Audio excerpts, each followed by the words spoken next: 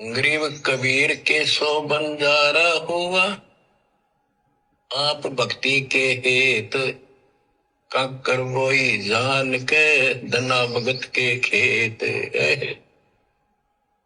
धन्ना भगत जी बहुत जबरदस्त लगन की लगी हुई थी उनकी, बहुत जबरदस्त भगत थे।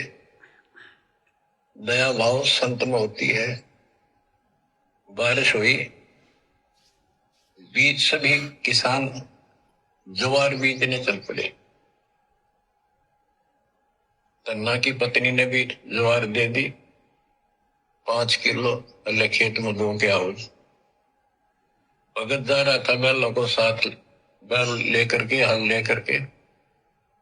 रास्ते में 4-5 भगत भूखे थे, बैठे थे। अब भगत स्वाभाविक साधु संत को देखकर राम राम करी, उसने बैल खड़े कर दिए, बैठ गया 2 मिनट। भगवान का सुबह सुबह पता चला कि उन्होंने 3 दिन से भोजन नहीं खाया था और मरने के कगार पर।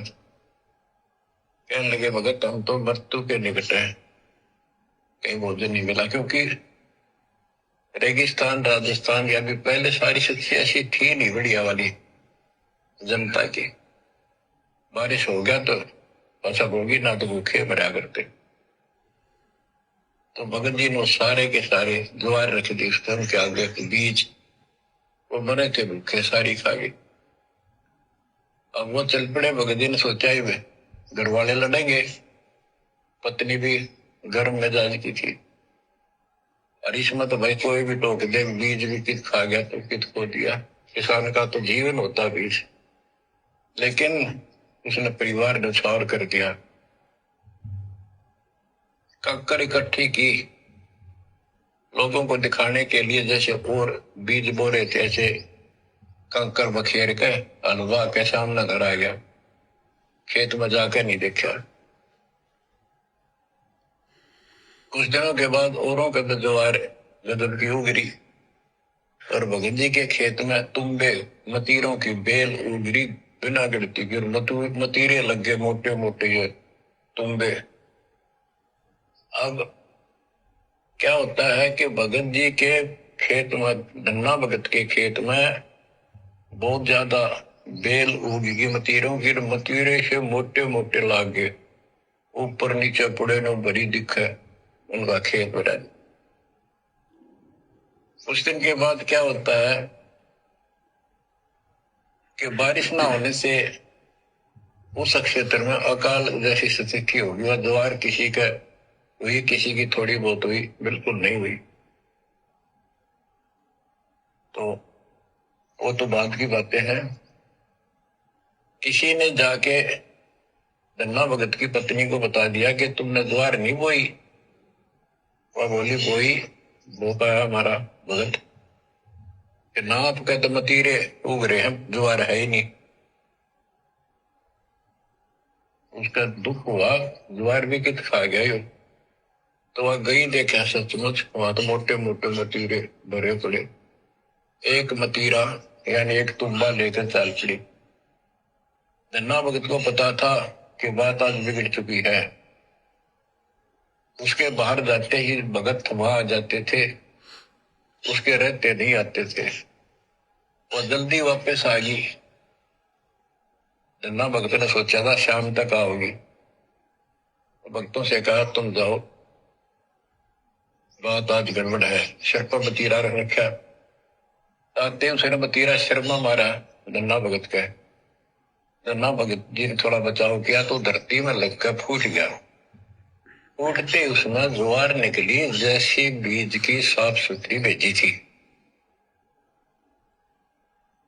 अब भगत जी तक टेढ़ा पड़ा, सिर बचाया और वह देवी देख रही थी, कभी धन्ना भगत को कभी ज्वार को।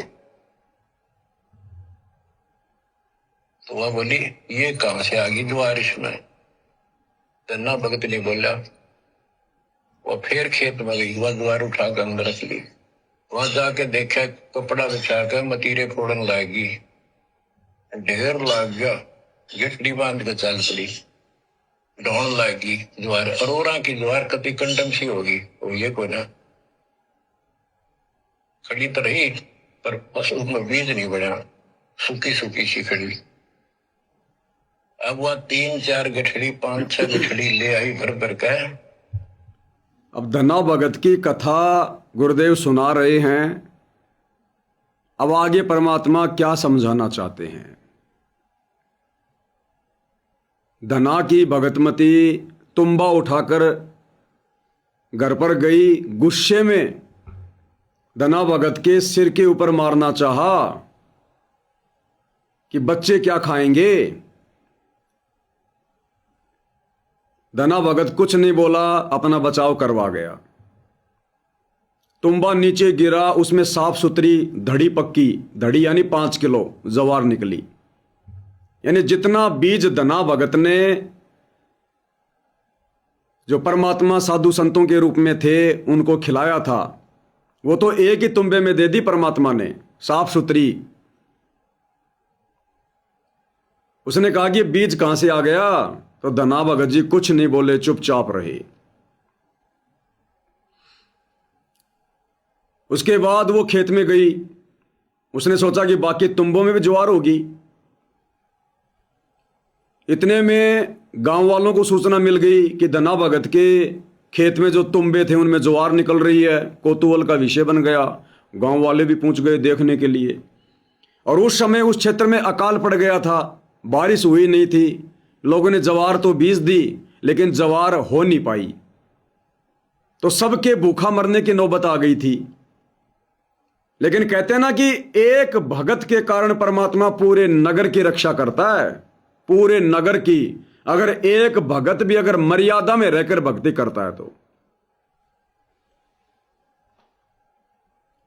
चली गई खेत में, तुम्बे फोड़ने लगी, ज्वार का ढेर लगा दिया और अपने घर पर लाने लगी। फिर धना भगत ने क्या कहा।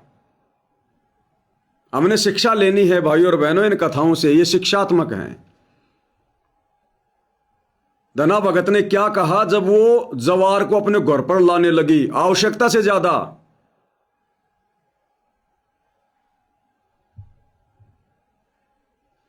भगत बोला, जितनी आपने अपनी होनी चाहिए थी ना तेरे खेत में उतनी रखना, ज्यादा ना लेना भगतमती।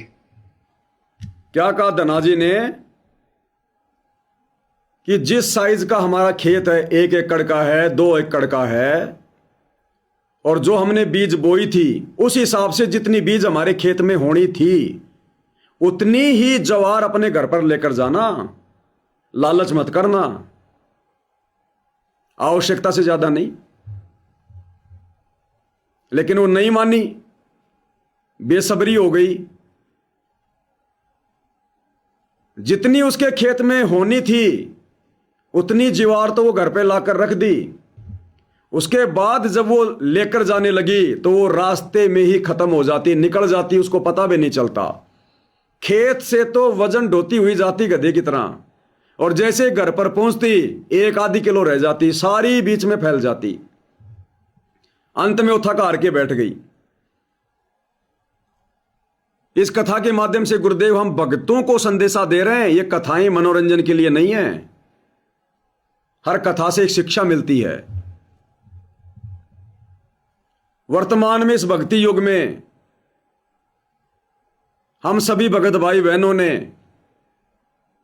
यदि अपने पास में, अपने घर में यदि कोई भी अनावश्यक वस्तु रखी, आवश्यकता से ज्यादा धन का या अन्न का यदि हमने संग्रह किया, वो वस्तु हमें नुकसान देगी।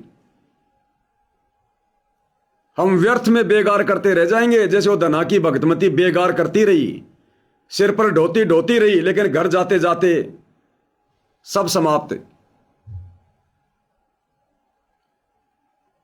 तो हमें जिन आवश्यक वस्तुओं की आवश्यकता है हम केवल उन्हीं को खरीदें, उन्हीं को घर में लाएं। अनावश्यक वस्तु हमने संग्रहित नहीं करनी है। अगर आप गांव में रहते हैं, प्रतिवर्ष आप जी अनाज पैदा करते हैं, 2, 4, 5 क्विंटल आप अपने लिए रख लेते हैं। आपने केवल उतना ही करना है जितनी आपकी आवश्यकता है। इस भक्ति में आने के बाद आप भगत हैं और आपके पास में 10 एकड़ जमीन है और आपको मिल गया नाम उपदेश सतगुरु रामपाल जी से, आपको समय की कीमत का पता चल गया, समासों की कीमत का पता चल गया, फालतू के खर्चे आपके है नहीं यदि आप मर्यादा में रह के भक्ति करोगे तो। बकवाद करने के लिए गुरु के ज्ञान में कहीं कोई जगह नहीं है अगर आपको ज्ञान समझ में आ गया तो। और आपके घर की आवश्यकता कितनी है? यदि आपके घर की आवश्यकता 5 एकड़ जमीन में अन्न पैदा करने से पूरी हो रही है तो भगत ने उस 10 एकड़ जमीन में अन्न पैदा नहीं करना, भले किसी दूसरे को दे दो बटाई पे। यह है परमार्थ। भले दूसरे को बटाई पे दे दो कि भैया मेरे को इसमें से चौथा हिस्सा दे देना क्योंकि मेरी जमीन है, बाकी 3 हिस्से अपने पास में रखना क्योंकि तू मेहनत कर रहा है, अगले का भी काम चल जाएगा। या नहीं देनी है किसी को, आपको लगता है कि वो मिसयूज करेगा, छोड़ दो, खाली पड़ी रहने दो। आवश्यकता से ज्यादा किसी भी चीज का संग्रह करोगे आपको नुकसान देगी। काल आपको कहीं ना कहीं कुप्रेरणा करेगा, कुछ ऐसी वस्तु घर में ला रखोगे जो वस्तु आपको नुकसान दे जाएगी। नौका में पानी बढ़ जा, घर में बढ़ जा दाम, दोनों हाथ उल्टी हो यो शाणु काम है। हमने बढ़ाना ही नहीं है। अरे नौका में पानी आवश्यकता से ज्यादा बढ़ेगा नहीं तो बाहर निकालने की जरूरत नहीं है। घर में आवश्यकता से ज्यादा धन होगा, माया होगी, हमने बाहर फेंकने की क्या जरूरत है। तो भक्तों ने इस भक्ति युग में, इस भक्ति मार्ग पर, आप चाहे कितने बड़े सेठ हैं, कुछ भी है, आपके पास में 2 फैक्ट्रियां चलती हैं, अगर आपने उपदेश ले लिया और आपको ज्ञान हो गया, उतना ही काम करो जो भक्ति में बाधक ना हो। आप संसार का पेट भरने के लिए ठेकेदार नहीं हो कि मेरी फैक्ट्री चल रही है तो 50 लेबर का पेट भर रहा है, 50 परिवार चल रहे हैं। वो परिवार परमात्मा चला रहा है, तुम तो लेबर का चला रहे हो, तुम्हारा कौन चला रहा है? तो भगत ने इस बोझ को कम करना है। पहले जो काम धंधा ज्यादा था उसको कम करना है, भक्ति के लिए समय ज्यादा, गुरु की सेवा में समय ज्यादा। तो एक तो भगत ने अनावश्यक वस्तुओं का संग्रह नहीं करना और एक आवश्यकता से ज्यादा। तो धना ने कहा कि भगवान उतनी ही ज्वार खेत से लेकर आना जितनी ज्वार तेरे खेत में होनी थी, बाकी जमा मत करना। वो नहीं मानी तो देख लो क्या हुआ। व्यर्थ में बोझ मरती रही, परेशान होती रही, उससे ज्यादा ज्वार उसके घर पे नहीं जा पाई, अंत में खुद ही थक हार के बैठ गई। तो अब भगत ने फालतू में बेगार नहीं करनी है, गधे की तरह, बैल की तरह कमाने में नहीं लगे रहना है। ये कमाते कमाते हमारे युग बीत गए, क्या मिला हमें आज तक? अब असली कमाई भक्ति कमाई है, गुरु सेवा की कमाई है, गुरु महिमा की कमाई है। तो सबसे पहली शिक्षा तो यह मिलती है, यदि हम भगत हैं तो वास्तव में अगर टेंशन को कम रखना चाहते हो, तो टेंशन समाप्त करना चाहते हो, तो आवश्यकता से ज्यादा वस्तुओं का संग्रह मत करना। लोगों की देखा देखी, ये गाड़ी घोड़े मकान आदि, इन चीजों के चक्कर में मत पड़ना। वास्तव में आवश्यकता है तो लेके आओ, वो भी आवश्यकता के अनुसार। अगर आपको 5 लाख की गाड़ी की आवश्यकता है, 5 लाख की गाड़ी से आपका काम चल रहा है, तो 50 लाख की लाने की जरूरत नहीं है। दिखावा नहीं करना, वो जी का जंजाल बनेगा, परेशानी पैदा होगी, टेंशन ही टेंशन होगी। तो पहली शिक्षा तो ये दे रहे हैं हमें गुरुदेव भगवान। दूसरी शिक्षा, हालांकि यहां गुरुदेव ने जिक्र नहीं किया, लेकिन बहुत सारे सत्संगों में कहा है। धना भगत था, आधीन था, लेकिन उसकी घरवाली काल प्रेरित थी। वो भक्ति को पसंद नहीं करती थी, लड़ाई झगड़ा करती थी, भगत के साथ मार पिटाई करती थी, गाली गलौज करती थी। लेकिन धना भगत ने कभी भी मर्यादाओं को उल्लंघन नहीं किया, अपनी हद पार नहीं की। जो तो को काटा बोवे वाको बोतु फूल, उस वाणी पे चला। आवत गाड़ी एक है उल्टा हो अनेक, इस वाणी पे चला। कबीरा आप ठगाइए और न ठगिए कोई, इस वाणी पे चला। घर वाले ने बहुत परेशान किया, बहुत दुखी किया। बेचारा डर डर के भक्ति करता था, लेकिन कभी अपनी हद पार नहीं करी, मर्यादा नहीं तोड़ी, उसके जैसा व्यवहार नहीं किया, लड़ाई झगड़े में नहीं पड़ा, धमकाया नहीं, लाल आंखें नहीं की, सहन किया। अंत में परमात्मा ने फिर दया बख्शी। जब ये अद्भुत घटना घटी ज्वार वाली, उसके बाद से परमात्मा की प्रेरणा से धना भगत की पत्नी के भी विचार बदल गए। एक सत्संग में गुरुदेव ने बताया, बाद में इस घटना से प्रभावित होकर परमात्मा की अजब गजब लीला देखकर धना भगत की भगतमती ने भी नाम उपदेश ले लिया और वो भी भक्ति करने लग गई। धना भगत की आधीनी के कारण, उसके ज्ञान आधार के कारण, धना भगत की समझदारी के कारण। विचार करो, यदि धना भगत भी उसके बराबर होता, वो एक गाड़ी देती, धना भगत 2 गाड़ियां देता, लाल आंख करता, गुस्से में कभी मार पिटाई कर देता, तो वो औरत चाहे भगवान कितना बड़ा चमत्कार क्यों ना कर दे, वो औरत कभी भी भक्ति नहीं अपनाती, कभी भी नहीं अपनाती, क्योंकि वो अपनी आंखों के सामने देख रही है उसके व्यवहार को कि चलो मैं तो भगत नहीं हूं, तू तो भगत है, फिर तू मेरे जैसा व्यवहार क्यों कर रहा है? अरे तेरे अंदर परिवर्तन क्यों नहीं आया? तू ईंट का जवाब पत्थर से क्यों दे रहा है? पहले तू तो सुधर जा। ऐसे ही एक बार गुरुदेव ने सत्संग में बताया कि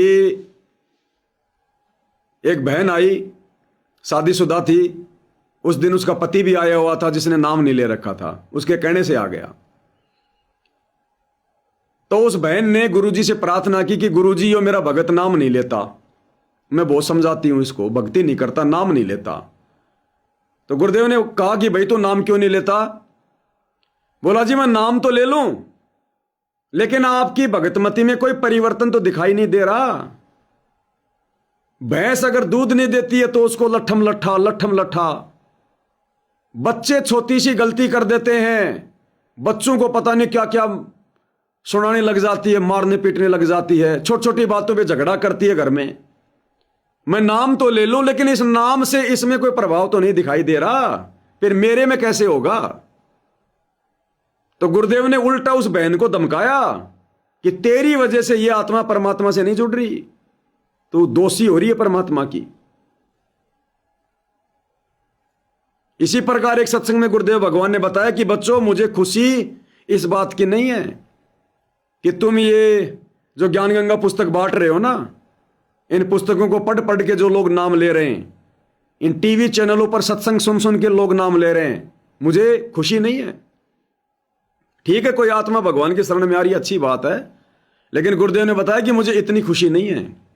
मुझे खुशी वास्तव में उस दिन होगी जिस दिन तुम भक्तों के व्यवहार को देखकर, तुम्हारे शीतल आचरण को देखकर, तुम्हारे चाल चलन को देखकर, तुम्हारे चरित्र को देखकर जब लोग मेरे से नाम उपदेश लेने के लिए आएंगे कि भैया इस व्यक्ति में तो परिवर्तन हो ही नहीं सकता था, ये तो इसके गुरु की करामात है, इसके गुरु का आशीर्वाद है, भाई ऐसे महापुरुष की शरण में तो हमें भी जाना चाहिए।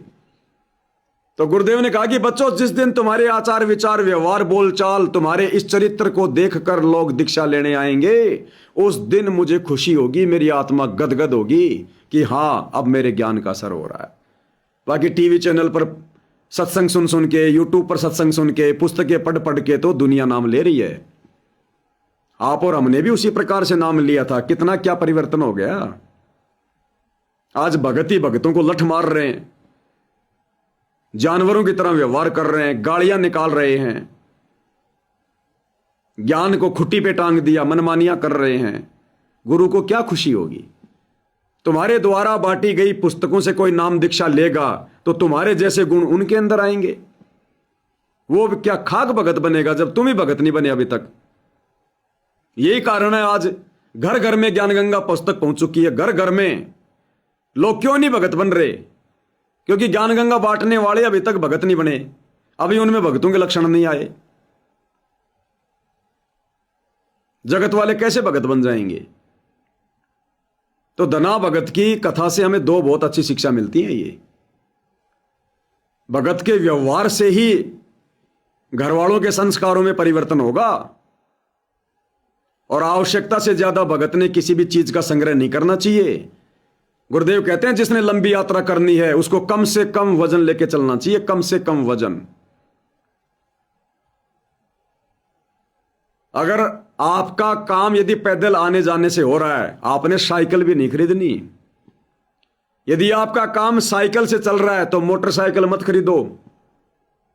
अगर आपका काम मोटरसाइकिल से चल रहा है तो 4 व्हीलर मत खरीदो, कार मत खरीदो।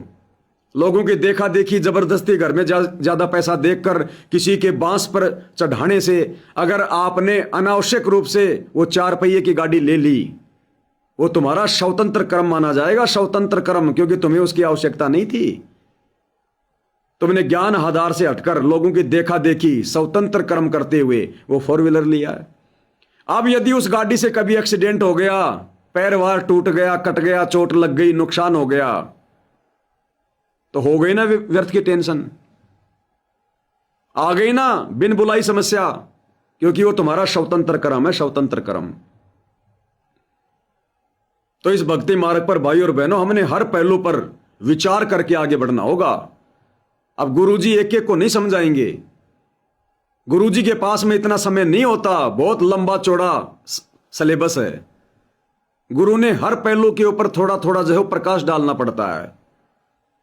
अब थोड़ा विस्तार से समझने समझाने के लिए परमात्मा ने साध संगतियों पे दया बख्शी है।